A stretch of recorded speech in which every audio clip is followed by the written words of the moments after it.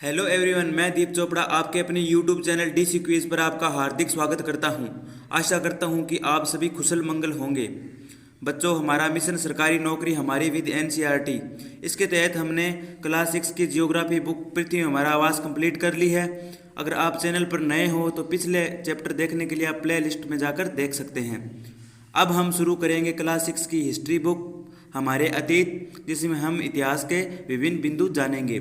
तो चलिए देखते हैं क्या क्या इंपॉर्टेंट टॉपिक जानेंगे अपने।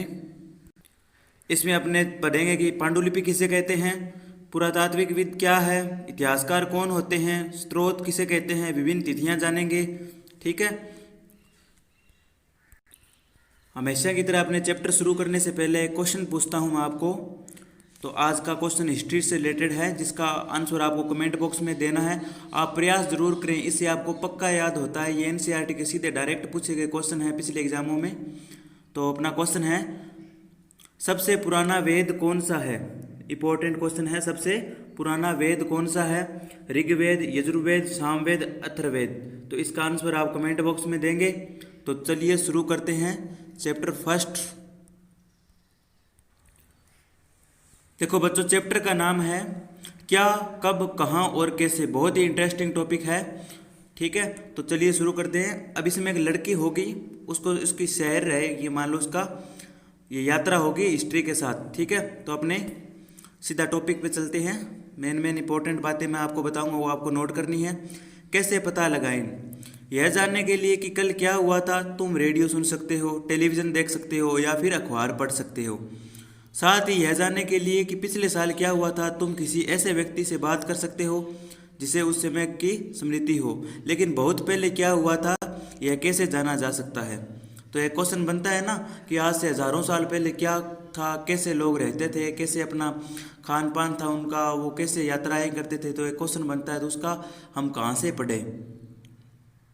तो उस चीज़ को पढ़ने के लिए हम इतिहास का सहारा लेते हैं। अब देखो, अतीत क्या होता है, यानी हिस्ट्री होती क्या है। अतीत के बारे में हम क्या जान सकते हैं। अतीत के बारे में बहुत से कुछ जाना जा सकता है, जैसे लोग क्या खाते हैं, जैसे कपड़े पहनते हैं, किस तरह के घरों में रहते थे। हम आखेटकों यानी शिकारियों, पशुपालकों, कृषकों, शासकों, व्यापारिकों और पुरोहितों, पुरोहित कहते हैं पंडितों को, शिल्पकारों, कलाकारों, संगीतकारों या फिर वैज्ञानिकों के जीवन के बारे में जानकारियाँ हासिल कर सकते हैं।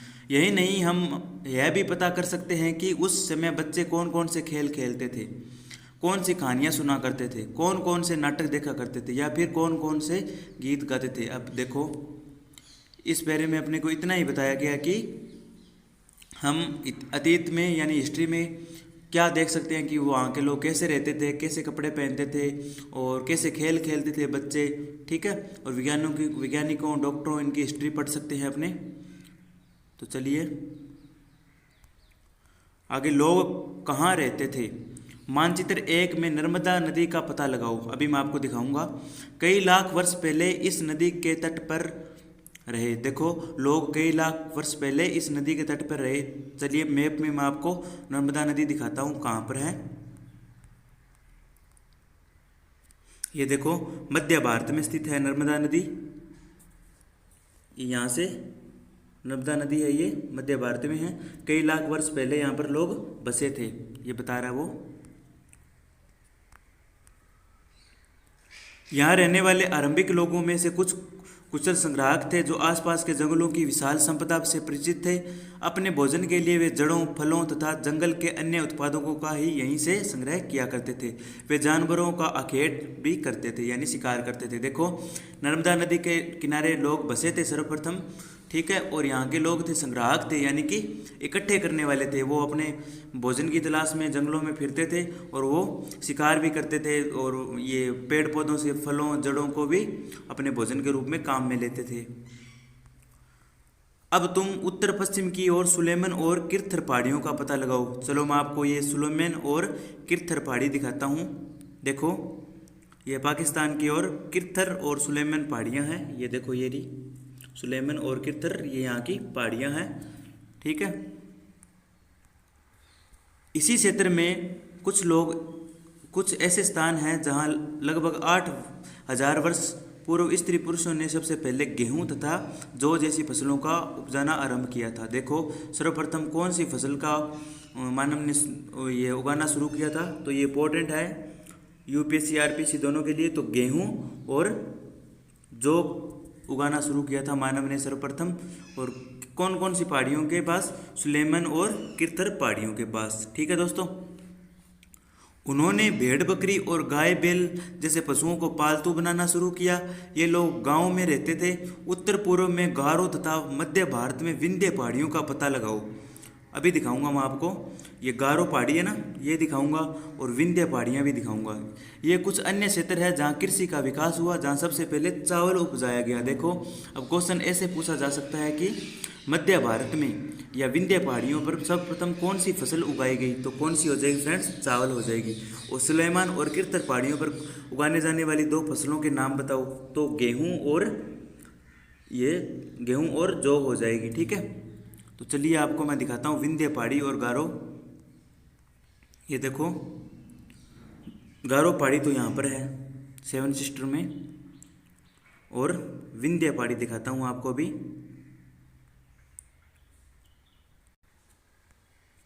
ये देखो ये विंध्य पहाड़ी, तो यहाँ पर सर्वप्रथम उगाई गई थी फसल चावल। ठीक है, तो चलिए आगे बढ़ते हैं। मानचित्र पर सिंधु तथा इसकी सहायक नदियों का पता लगाने का प्रयास करो। सहायक नदियाँ उन्हें कहते हैं, इंपॉर्टेंट है ये, सहायक नदियाँ किसे कहते हैं, तो ये नोट करने वाली चीज़ है। पिछले जो ये पैरा था उसमें भी दो बातें आपको नोट करने वाली बताई थी। सर्वप्रथम चावल कहाँ पर उगाए गए, जौ कहाँ पर उगाए गए, तो ये नोट करने वाली चीज़ें आपको नोट करनी चाहिए। साथ में नोटबुक पेन साथ में लेकर बैठा करो। हर चैप्टर, आप पूरा चैप्टर राइट करने की ज़रूरत नहीं है, आप सिर्फ मेरे साथ रीडिंग करो और इम्पोर्टेंट जो बात मैं बता रहा हूँ वो उसको नोट करो और समझो यहीं के यहीं। ठीक है, सहायक नदियों उन्हें कहते हैं जो एक बड़ी नदी में मिल जाती है। देखो सहायक नदियाँ किसको कहते हैं ये बताता हूँ। देखो ये एक बड़ी नदी आ रही है, ठीक है, ये छोटी छोटी नदियाँ हैं। ये एक बड़ी नदी जा, मान लो गंगा है, ये नदी गंगा, और ये छोटी छोटी नदियाँ जाके गंगा में मिल रही है ऐसे।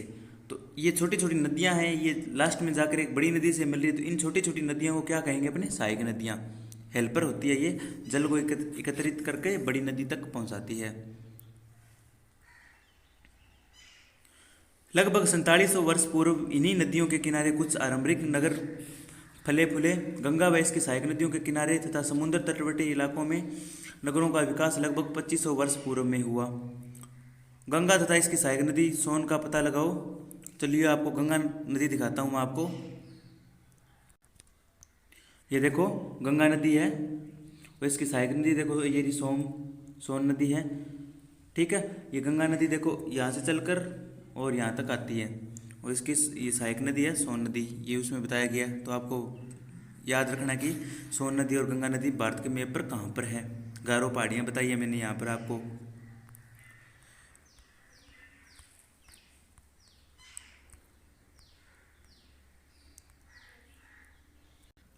गंगा के दक्षिण में इन नदियों के आसपास का क्षेत्र प्राचीन काल में मगध के नाम से जाना जाता था। देखो ये इंपॉर्टेंट है, गंगा का जो क्षेत्र है, गंगा के दक्षिण इन नदियों के आसपास क्षेत्र को किस नाम से जाना जाता था?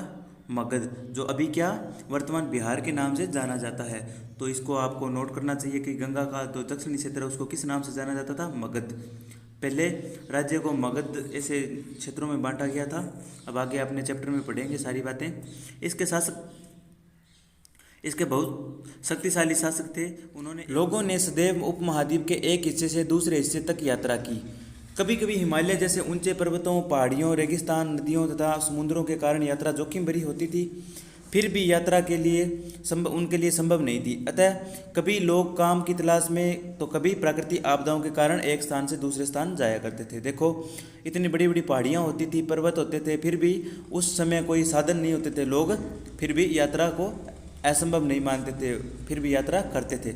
ठीक है, तो चलिए आगे बढ़ते हैं। कभी कभी सेनाएं दूसरे क्षेत्र पर विजय हासिल करने के लिए जाती थी। इसके अतिरिक्त व्यापारी कभी काफिले में तो कभी जहाज़ों में अपने साथ मूल्यवान वस्तुएं लेकर एक स्थान से दूसरे स्थान जाया करते थे। धार्मिक गुरु लोगों को शिक्षा और सलाह देते हुए एक गांव से दूसरे गांव तथा एक कस्बे से दूसरे कस्बे जाया करते थे। कुछ लोग नए और रोचक स्थानों में को खोजने की चाह में उत्सुकता की यात्रा के लिए कहते थे। ठीक है, इन सभी यात्राओं से लोगों को एक दूसरे में विचारों को जानने का अवसर मिलता है। देखो यात्रा से क्या हमको बेनिफिट क्या है यात्राओं से। देखो हम आज भी यात्रा करते हैं, किसी मेले में जाते हैं, अपनी रिश्तेदारी में जाते हैं, तो हमको क्या मिलता है, एक तो हम उन लोगों से मिलते हैं, उनका कल्चर पता लगता है, वहाँ का रहन सहन कैसा है। ठीक है, जैसे अपने उत्तर भारत में कल्चर अलग है और दक्षिण भारत में कल्चर अलग है। ठीक है, उनका खान पान भी अलग है, वो ज़्यादातर मांस खाते हैं, उधर अनाज खाया जाता है, तो हमको कल्चर का पता चलता है। ठीक है, और मनोरंजन भी होता है। ठीक है,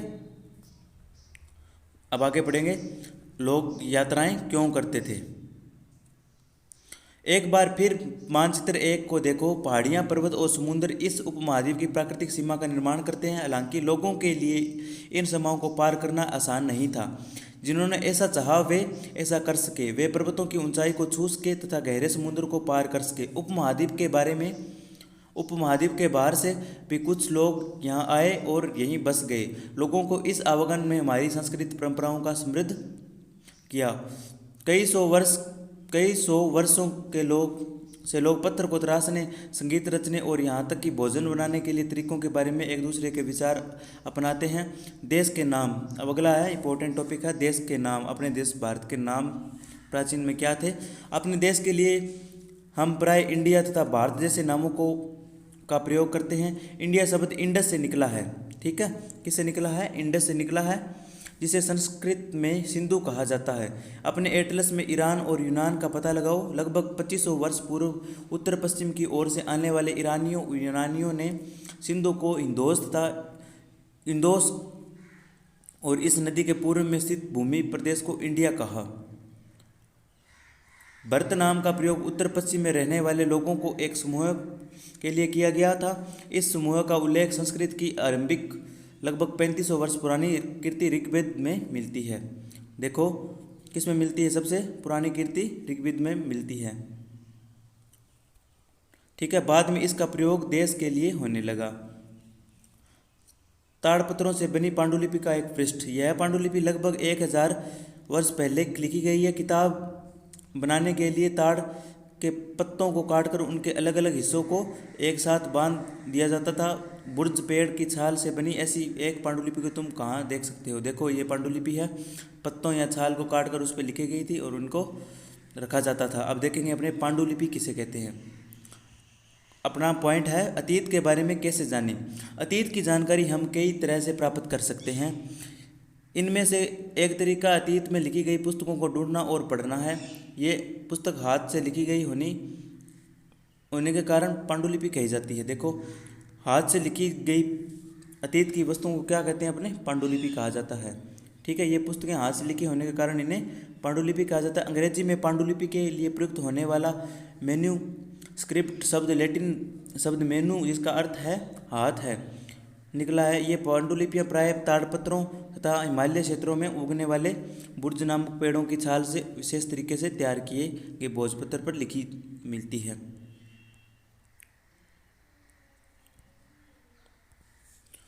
इतने वर्षों में इनमें से कुछ पांडुलिपियों को कीड़ों ने खा लिया तथा कुछ नष्ट कर दी गई। फिर भी ऐसी कई पांडुलिपियाँ आज भी उपलब्ध है। प्राय ये पांडुलिपियाँ मंदिरों और विहारों से प्राप्त होती है। चलिए मैं आपको पांडुलिपियाँ दिखाता हूँ, पिक दिखाता हूँ। पांडुलिपि किसे कहते हैं, कैसे लिखी जाती थी। आपको ये तो पता चल ही गया होगा कि पांडुलिपियाँ किसे कही जाती है। देखो प्राचीन में हाथ से लिखे पेड़ों के पत्तों तथा छाल पर लिखे गए हाथ द्वारा लेखों को क्या कहा जाता था, पांडुलिपियाँ। चलिए मैं आपको दिखाता हूँ। ये देखो ये एक पांडुलिपि है जो पेड़ के पत्ते पर या छाल पर लिखी गई है। और देखो पांडुलिपियों को हम ज़्यादा समय तक सुरक्षित नहीं रख सकते, इनके कीड़े लग जाते हैं और दीमक वगैरह लग जाती हैं। आज तो रख सकते हैं लेकिन उस समय में नहीं रख सकते थे, तब इनका मान लो कि इनको संरक्षण नहीं मिल पाया। हम अभिलेखों का भी अध्ययन कर सकते हैं। ऐसे लेख पत्थर अथवा धातु जैसी अपेक्षाकृत कठोर सतहों पर उत्कीर्ण किए मिलते हैं। कभी कभी शासक अथवा अन्य लोगों ने अपने आदेशों को इस तरह उत्कीर्ण करवाते थे। ताकि लोग उन्हें देख सकें, पढ़ सकें तथा उनका पालन कर सकें। कुछ अन्य प्रकार के अभिलेख भी मिलते हैं जिनमें राजाओं तथा रानियों के सहित अन्य स्त्री पुरुषों ने भी अपने कार्यों में विवरण उत्कीर्ण करवाए। उदाहरण के लिए प्राय शासक लड़ाइयों में अर्जित विषयों का लेखा जोखा रखा करते थे। अब देखो ये एक 2500 वर्ष पुराना अभिलेख है जो वर्तमान अफगानिस्तान के कंधार से प्राप्त हुआ है। देखो ये है, तो 2500 वर्ष पुराना है यह अभिलेख अशोक नामक शासक के आदेश पर उत्कीर्ण करवाया गया था। ठीक है, तो ये इसकी विभिन्न जानकारी अपने लेसन 8 में पढ़ेंगे।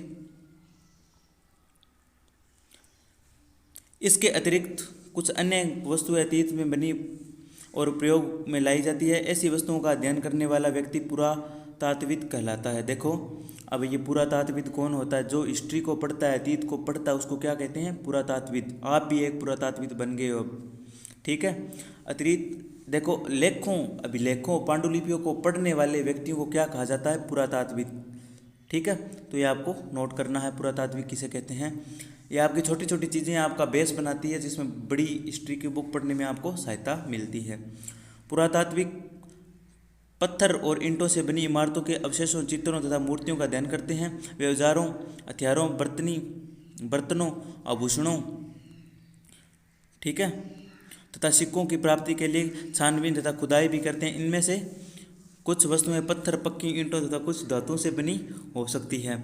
ऐसे कठोर तथा जल्दी नष्ट होने वाले होते हैं। पुरातात्विक जानवरों, चिड़ियों तथा मछलियों की हड्डियां भी ढूंढते हैं। इनसे उन्हें यह जानने में मदद मिलती है कि अतीत में लोग क्या खाते थे। वनस्पतियां के अवशेष बहुत मुश्किल से बच पाते हैं। यदि अन्न के दाने अथवा लकड़ी के टुकड़े जल जाते तो वे जले हुए के रूप में अवशेष बचे रहते हैं। ठीक है, अब ये देखो सुराई। बाएं एक प्राचीन नगर से प्राप्त पात्र है। इस तरह के पात्र का प्रयोग 4700 वर्ष पूर्व में हुआ था। दाएं एक पुराना चांदी का सिक्का। ये देखो ये पात्र है, ये चांदी के सिक्के हैं। इस तरह के सिक्कों का प्रयोग लगभग 2500 वर्ष पूर्व में होता था।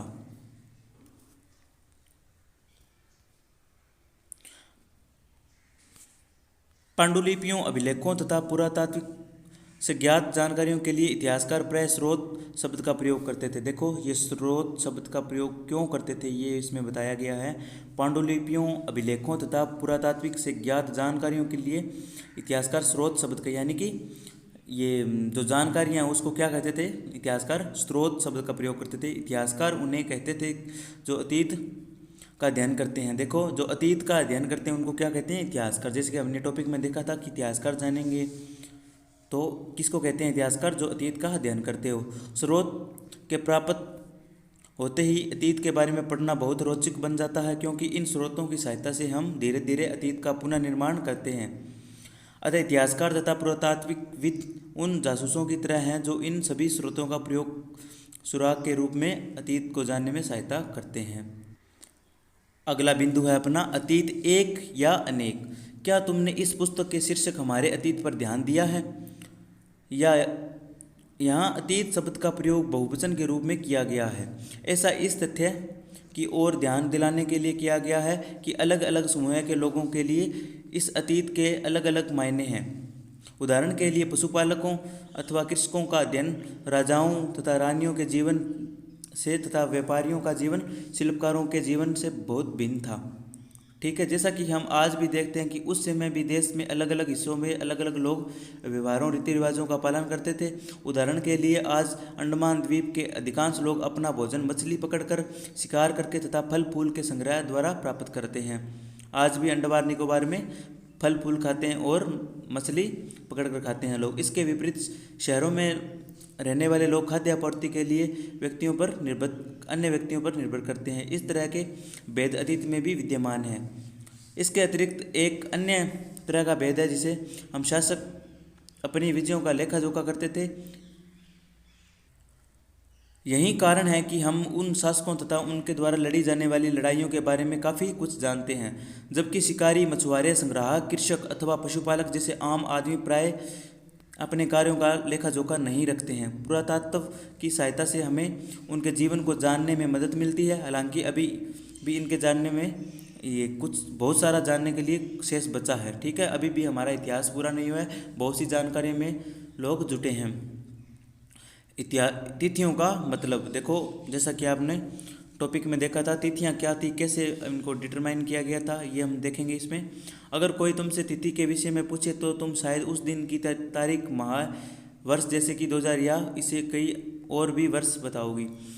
वर्ष की यह गणना ईसाई धर्म प्रवर्तक ईसा मसीह के जन्म तिथि से की जाती है। किसके जन्म से की जाती है? ईसाई धर्म के धर्म प्रवर्तक कौन? ईसा मसीह के जन्म से की जाती है। अतः 2000 वर्ष कहने का तात्पर्य है ईसा मसीह के जन्म के 2000 वर्ष बाद से है।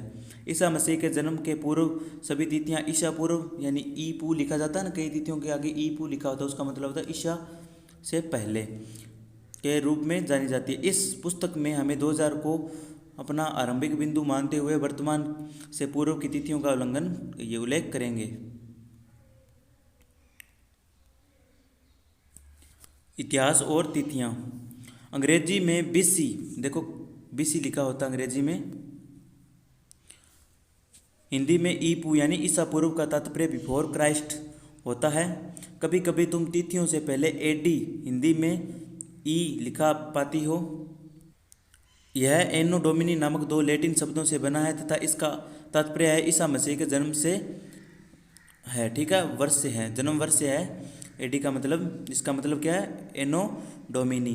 कभी कभी एडी की जगह सीई तथा बीसी की जगह बीसीई का प्रयोग होता है। सीई अक्षरों का प्रयोग कॉमन एरा तथा बीसीई का मतलब होता है बिफोर कॉमन एरा के लिए होता है। हम उन इन शब्दों का प्रयोग इसलिए करते हैं क्योंकि विश्व के अधिकांश देशों में अब इस कैलेंडर का प्रयोग सामान्य हो गया है। भारत में तिथियों के रूप में का प्रयोग लगभग 200 वर्ष पूर्व में किया गया था। कभी कभी अंग्रेजों के बीपी अक्षरों का प्रयोग होता है जिसका तात्पर्य बिफोर प्रेजेंट वर्तमान से पहले है, ठीक है।